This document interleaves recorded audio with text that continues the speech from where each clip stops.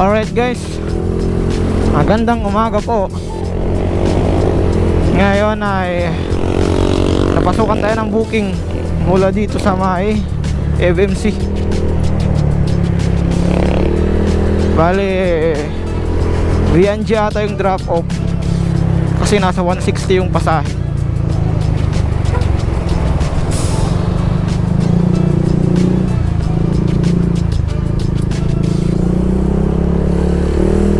Nandito siya sa may entrance main building. Bali babae yung ano natin, pasahero. Ang hirap na ito kung nasa labas na.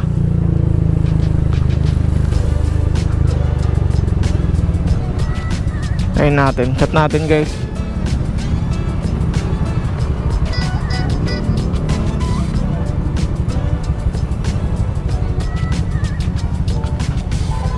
Yung icon niya nasa labas ng compound ng FMC.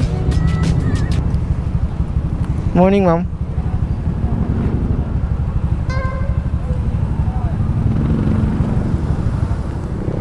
Let's go.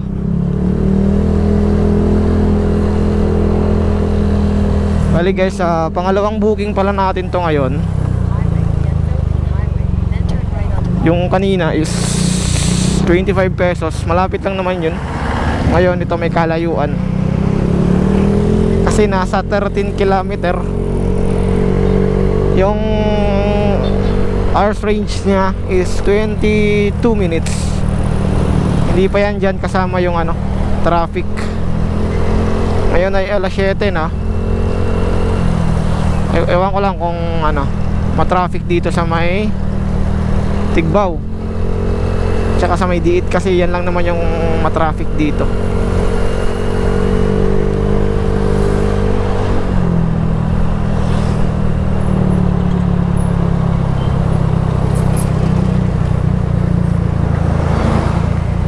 Yun lang talaga yung maganda sa ano, sa may FMC Cafe Pesto. Tapos mga ganitong oras, tsaga-tsaga lang talaga sa pag-aantay. Magantay ka ng mga at least 20 to 30 minutes. Pag mga magse-7 na, mapapasukan ka talaga ng booking dyan sa may ano, FMC. Pag hindi sa FMC, sa may Perles Subdivision. Kasi dyan maraming ano, lalong-lalo na sa FMC, maraming nagsisiuwian ng mga panggabi ng mga nurse or kung ano man, yung mga naka-duty dyan sa FMC. Mayroong mga ano dyan, naka-duty ng gabi. So posible ka talaga mapasukan ng mga ganitong oras. Lalong-lalo na pag ano, pag mga mag-alas 7 na. Kasi yung iba nagsisiuwian na yan, yung mga panggabi. Sa may Perles naman, yung mga papasok sa trabaho tsaka yung papasok sa eskwela, yan, papunta yan sa downtown.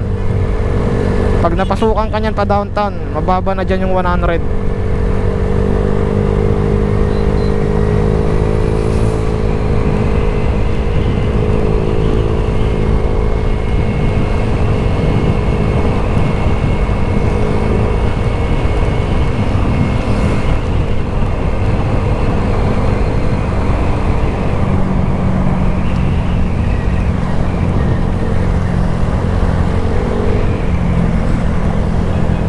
Tip ko lang dito guys, pag dadaan ka ng Bagakay Road, mga ganitong oras, umaga, kasi maraming kamote, maraming nag-overtake, maraming nag-U-turn dito pag umaga. Yun lang yung suggest or tip ko dito. Maraming ganito dito eh. Disgrasyado tong road na to eh, dito sa may Bagakay, lalong-lalo na pag umaga.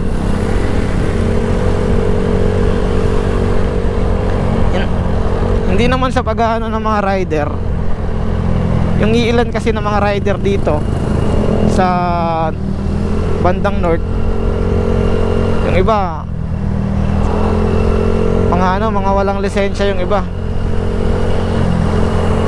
Hindi naman sa pag-ano pero yung kasi yung karamihan na totoo. Tapos yung iba mga paso pa yung rehistro. Kaya pag nagkakaroon ng checkpoint dito sa Diit tuwing umaga, tambak yung motor dito. Pag nagkakaroon ng checkpoint dito sa may kanto ng Diit,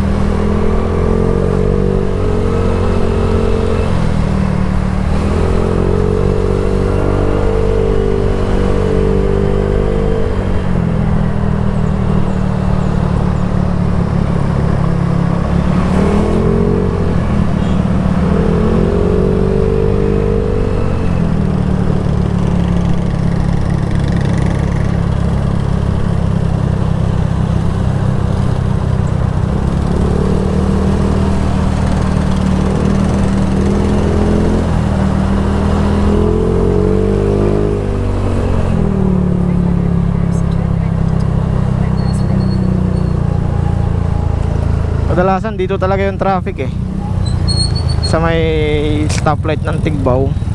Kasi dun sa bago magtulay may paaralan, tapos stoplight, tapos dito simbahan, tapos dun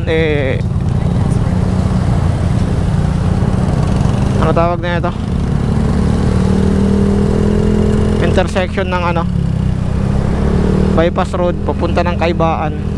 So may talaga na magta-traffic dito.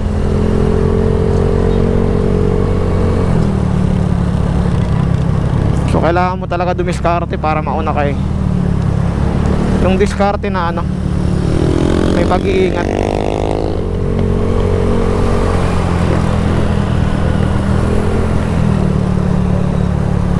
Di baling ikaw yung masagi, wag lang yung ikaw yung makasagi, kasi at least sila yung may kasalanan. Pero mas maigi pa rin yung yung wala talaga, yung walang problema, yung walang disgrasya. So yun guys, way to Maharlika na tayo. Tama, sa may BNG nga to, kung di ako nagkakamali.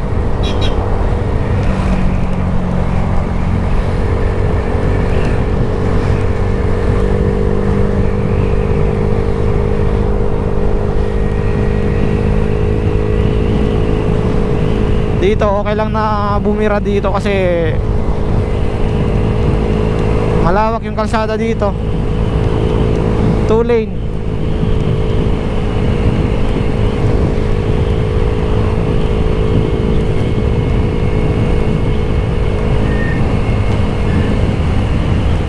Wala masyadong sasakyan, hindi ma-traffic dito. Kahit kailan di pa ako nakaranas ng traffic dito sa Maharlika Road.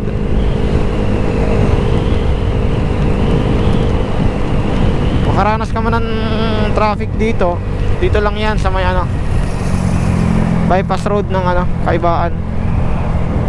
Yung bypass road ng Tigbaw, dito yon yung labas.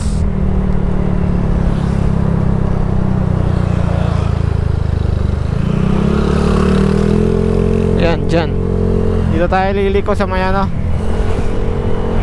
kakaliwa tayo sa may DPWH Kaibaan, natawag nilang DPWH Kaibaan kasi tingnan nyo yung barangay hall nila.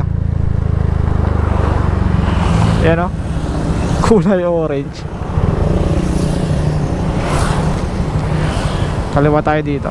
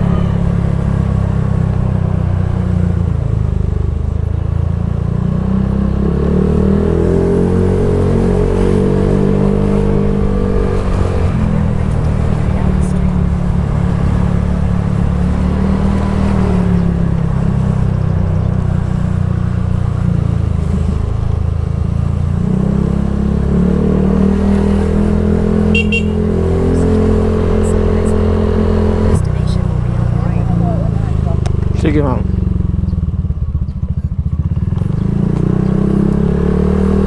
May white na auto. Okay. Ini po.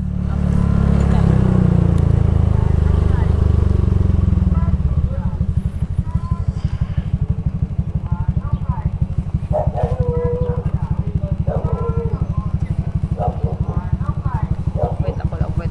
Sige po.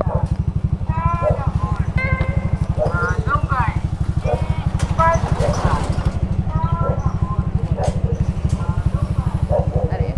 Thank you po.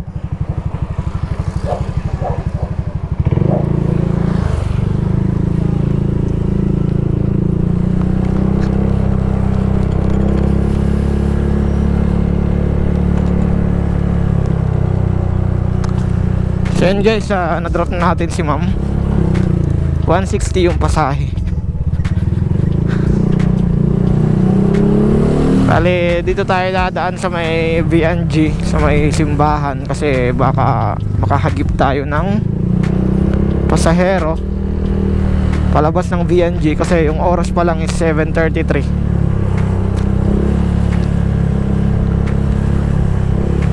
So yun guys, maraming salamat po. Peace out.